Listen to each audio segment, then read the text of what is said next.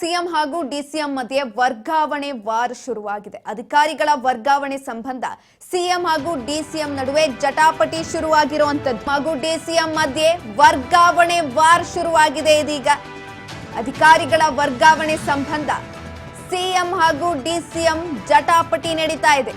ನೀರಾವರಿ ಇಲಾಖೆ ಅಧಿಕಾರಿಗಳ ವರ್ಗಾವಣೆಗೆ ಡಿಕೆ ಗರಂ ಆಗಿದ್ದಾರೆ.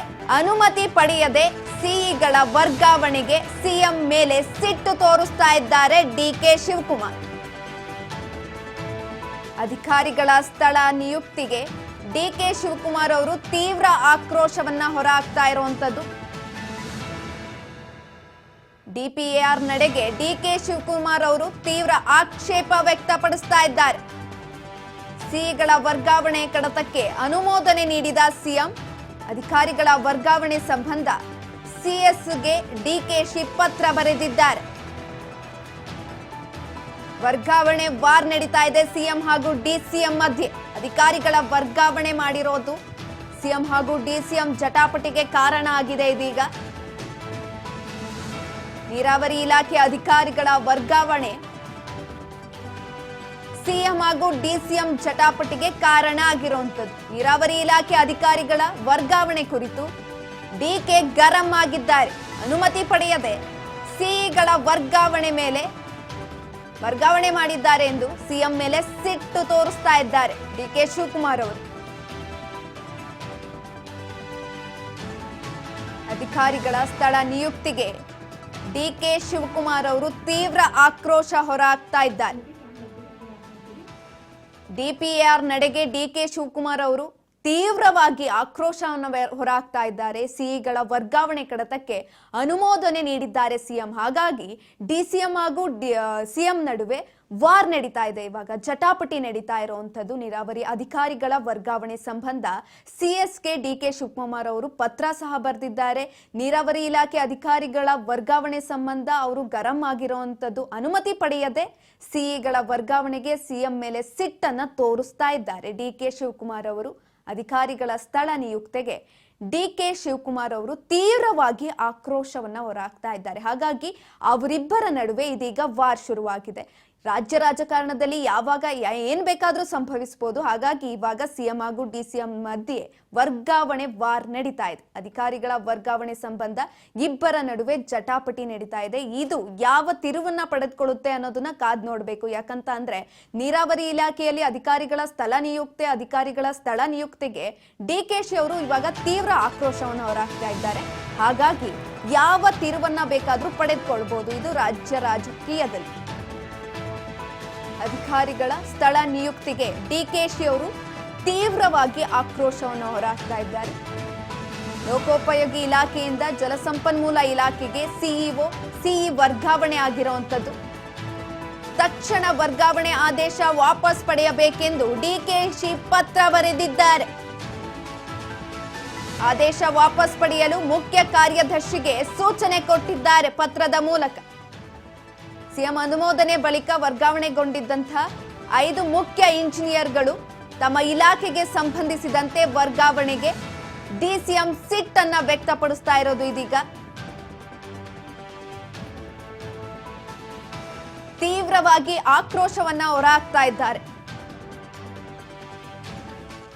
ತಿಳಿಸದೆ ಈ ರೀತಿ ವರ್ಗಾವಣೆ ಮಾಡಿದ್ದಾರೆಂದು ತೀವ್ರವಾಗಿ ಆಕ್ರೋಶವನ್ನು ಹೊರಹಾಕ್ತಿದ್ದಾರೆ. ಸಿಎಂ ಮಧ್ಯೆ ಹಾಗೂ ಡಿಕೆಶಿ ಅವರ ಮಧ್ಯೆ ಜಟಾಪಟಿ ನಡೀತಾ ಇದೆ ಈ ವಿಚಾರವಾಗಿ. ಲೋಕೋಪಯೋಗಿ ಇಲಾಖೆಯಿಂದ ಜಲಸಂಪನ್ಮೂಲ ಇಲಾಖೆಗೆ ಸಿಇ ವರ್ಗಾವಣೆ ಆಗಿದ್ದಾರೆ. ಹಾಗಾಗಿ ಈ ವಿಚಾರವಾಗಿ ಗರಂ ಆಗಿದ್ದಾರೆ ಡಿಕೆ ಶಿವಕುಮಾರ್ ಅವರು. ಏನಾಗಿದೆ, ನಮ್ಮ ಇಲಾಖೆಯಲ್ಲಿ ಬರ್ತಾರೆ ಇಂಜಿನಿಯರ್ಗಳು, ಪ್ರಮೋಷನ್ ತಗೋಬಿಡ್ತಾರೆ. ಪ್ರಮೋಷನ್ ತಗೋಬಿಟ್ಟು PWD ಹೋಗೋದು, ಜಿಲ್ಲಾ ಪಂಚಾಯತಿ ಹೋಗೋದು, ಬೇರೆ ಕಡೆ ಹೋಗೋದು, ಸುಮಾರು ಜನ ಹೊರಟೋಗಿದ್ದಾರೆ. ನಮ್ಮಲ್ಲಿ ಇಂಜಿನಿಯರ್ಸ್ಗಳಿಲ್ಲ. ಈಗೆಲ್ಲ ಇಂಥ ಕೆಲಸಕ್ಕೆಲ್ಲ ಎಮರ್ಜೆನ್ಸಿ ನಮ್ಗೆ ಇಂಜಿನಿಯರ್ಗಳು ಬೇಕು. ಅದಕ್ಕೆ ಯಾರನ್ನೂ ರಿಲೀವ್ ಮಾಡಬೇಡಿ, ಯಾರನ್ನೂ ಪೋಸ್ಟ್ ಮಾಡಬೇಡಿ ಅಂತ ನಾನು ಹೇಳ್ತೇನೆ.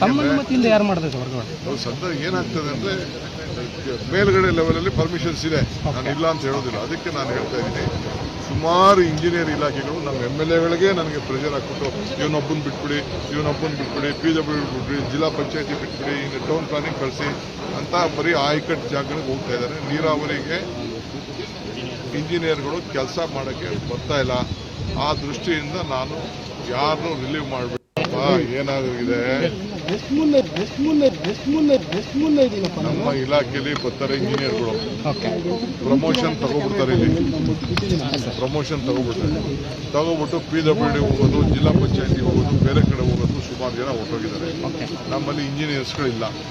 ಈಗೆಲ್ಲ ಇಂಥ ಕೆಲಸಕ್ಕೆಲ್ಲ ಎಮರ್ಜೆನ್ಸಿ ನಮ್ಗೆ ಇಂಜಿನಿಯರ್ಗಳು ಬೇಕು. ಅದಕ್ಕೆ ಯಾರನ್ನೂ ರಿಲೀವ್ ಮಾಡಿಬಿಡಿ, ಯಾರನ್ನೂ ಪೋಸ್ಟ್ ಮಾಡಿಬಿಡಿ ಅಂತ ನಾನು ಹೇಳ್ತೇನೆ. ಸದ್ಯ ಏನಾಗ್ತದೆ ಅಂದ್ರೆ ಮೇಲ್ಗಡೆ ಲೆವೆಲ್ ಹೊರಡಿಸುವ ಮೊದಲು ಅನುಮತಿ ಪಡೆಯಬೇಕು, ನನ್ನ ಪೂರ್ವಾನುಮತಿ ಪಡೆಯಲೇಬೇಕು ಎಂದಿದ್ದು DCM DK. ನನ್ನ ಪೂರ್ವಾನುಮತಿ ಪಡೆಯಲೇಬೇಕು ಎಂದಿದ್ದಂತಹ DCM DK ಶಿವಕುಮಾರ್ ಸರ್ಕಾರ ರಚನೆ ಸಂದರ್ಭದಲ್ಲೇ CSಗೆ ಸೂಚನೆ ಕೊಟ್ಟಿದ್ರು. DCM ಸೂಚನೆ ಮೀರಿ ನಡೆಯುತ್ತ ಅಧಿಕಾರಿಗಳ ವರ್ಗಾವಣೆ ಆಗಿದ್ರೆ ವರ್ಗಾವಣೆಗೆ ಅಸಮಾಧಾನ ವ್ಯಕ್ತಪಡಿಸುತ್ತಾ ಇದ್ದಾರೆ. ಇದೀಗ ವರ್ಗಾವಣೆಗೆ ಅಸಮಾಧಾನ ವ್ಯಕ್ತಪಡಿಸಿ CSಗೆ ಟಿಪ್ಪಣಿ ಬರೆದಿದ್ದಾರೆ DCM DK ಶಿವಕುಮಾರ್.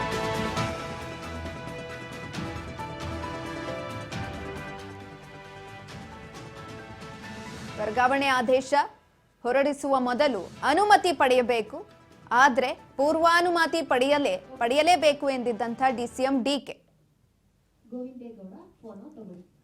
ಈ ಬಗ್ಗೆ ಹೆಚ್ಚಿನ ಮಾಹಿತಿಯನ್ನ ಕೊಡ್ತಾರೆ ನಮ್ಮ ಪ್ರತಿನಿಧಿ ಗೋವಿಂದೇಗೌಡ.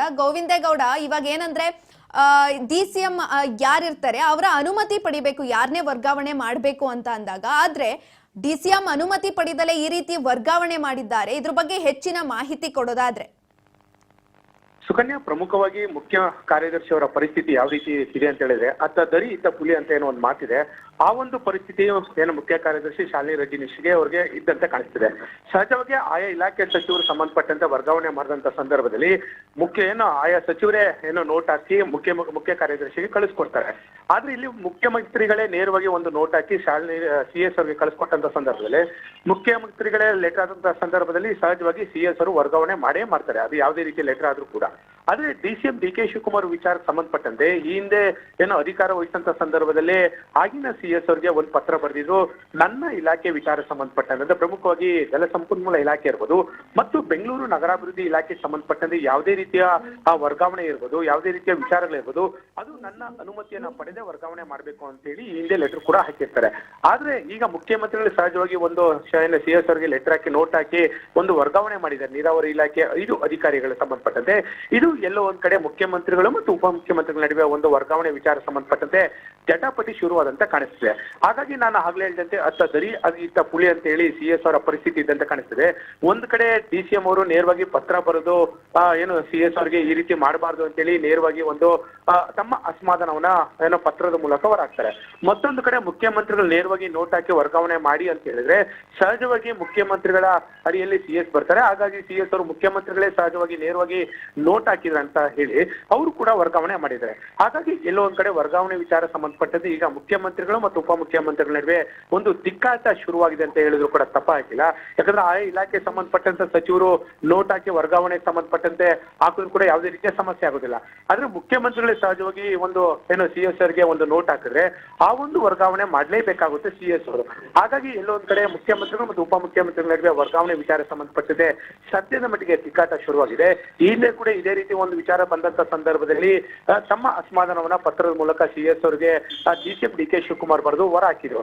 ಈಗಲೂ ಕೂಡ ಅಷ್ಟೇ ಮತ್ತೊಂದು ಪತ್ರವನ್ನ ಬರೆದಿದ್ರೆ ನೀರಾವರಿ ಇಲಾಖೆಯಾದ DCM ಅವರ ಇಲಾಖೆ ಸಂಬಂಧಪಟ್ಟಂತೆ ನೀರಾವರಿ ಇಲಾಖೆಯಲ್ಲಿ 5 ಅಧಿಕಾರಿಗಳ ವರ್ಗಾವಣೆ ಮಾಡಿದ್ರೆ ಈ ಒಂದು ವರ್ಗಾವಣೆ ವಿಚಾರ ಸಂಬಂಧಪಟ್ಟಂತೆ ಈಗ ತಮ್ಮ ಅಸಮಾಧಾನವನ್ನ CS ಅವರಿಗೆ ಪತ್ರ ಬರೆಯುವ ಮೂಲಕ ಎಲ್ಲೋ ಒಂದ್ ಕಡೆ DCM DK ಶಿವಕುಮಾರ್ ಹೊರ ಹಾಕಿದ್ದಾರೆ. ಹಾಗಾಗಿ ಎಲ್ಲೋ ಒಂದ್ ಕಡೆ CM ಮತ್ತು DCM ನಡುವೆ ವರ್ಗಾವಣೆ ವಿಚಾರ ಸಂಬಂಧಪಟ್ಟಂತೆ ಕಳೆದ ವರ್ಷ ಇದೇ ರೀತಿ ಒಂದು ಸಂಘರ್ಷ ಏರ್ಪಟ್ಟಿತ್ತು.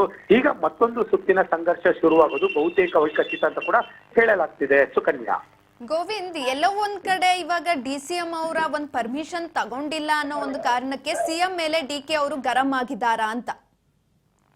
ಸಹಜವಾಗಿ ಸುಕನ್ಯಾ ಅವರೇ, ನಾನು ಆಗ್ಲೇ ಹೇಳಿದಂತೆ ಈ ಹಿಂದೆ ಏನು ಯಾವುದೇ ರೀತಿ ಇಲಾಖೆ ಆಯಾ ಸಂಬಂಧಪಟ್ಟ ಸಚಿವರು ನೋಟ್ ಆಗ್ತಾ ಸಂದರ್ಭದಲ್ಲಿ ಆಯಾ ಸಂಬಂಧಪಟ್ಟಂತ ಇಲಾಖೆ ಅಧಿಕಾರಿಗಳು ವರ್ಗಾವಣೆ ಆಗೋದು ಸಹಜ. ನಮ್ಮ ಇಲಾಖೆಯಲ್ಲಿ ಯಾವ ಅಧಿಕಾರಿಗಳು ಬೇಕು, ಯಾರು ಕಾರ್ಯನಿರ್ವಹಿಸಬೇಕು ಅನ್ನೋ ಸಂಬಂಧಪಟ್ಟಂತೆ ಆಯಾ ಇಲಾಖೆ ಏನು ಸಚಿವರಿಗೆ ಎಲ್ಲ ರೀತಿಯ ಸ್ವತಂತ್ರ ಇರುತ್ತೆ. ಆದ್ರೆ ಮುಖ್ಯಮಂತ್ರಿಗಳು ನೇರವಾಗಿ ಪತ್ರ ಬರೆದು ಬೇರೆ ಇಲಾಖೆಯ ಸಂಬಂಧಪಟ್ಟಂತೆ ನೋಟ್ ಅನ್ನ ಹಾಕಿದ್ರೆ ಸಹಜವಾಗಿ ಅದನ್ನ ಮುಖ್ಯ ಕಾರ್ಯದರ್ಶಿಗಳು ಪರಿಗಣನೆ ಮಾಡ್ತಾರೆ. ಯಾಕಂದ್ರೆ ಮುಖ್ಯಮಂತ್ರಿಗಳಿಗೆ ನೋಟ್ ಹಾಕಿ ಈ ಒಂದು ಇಲಾಖೆಗೆ ಸಂಬಂಧಪಟ್ಟಂತೆ ಈ ಅಧಿಕಾರಿಯನ್ನ ಏನು ವರ್ಗಾವಣೆ ಮಾಡಿ ಅಥವಾ ನೇಮಕ ಮಾಡಿ ಅಂತ ಹೇಳಿದ್ರೆ ಸಹಜವಾಗಿ ಮುಖ್ಯ ಕಾರ್ಯದರ್ಶಿಗಳು ಮುಖ್ಯಮಂತ್ರಿಗಳ ನೋಟಿಗೆ ಎಲ್ಲ ರೀತಿಯ ಗೌರವವನ್ನು ಕೊಡ್ತಾರೆ. ಆದ್ರೆ ಎಲ್ಲ ಒಂದ್ ಕಡೆ DCM ವಿಚಾರ ಸಂಬಂಧಪಟ್ಟಂತೆ ಇಲ್ಲಿ ತಿಕ್ಕಾಟ ಶುರುವಾಗಿರುವಂತದ್ದು.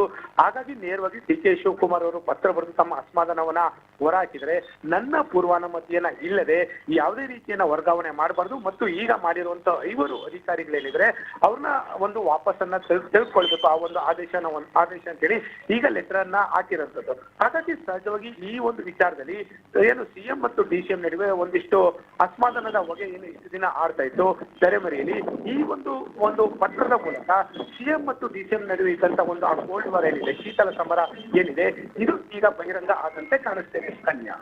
ಓಕೆ ಗೋವಿಂದ್, ಹೆಚ್ಚಿನ ಮಾಹಿತಿಗಾಗಿ ಧನ್ಯವಾದಗಳು.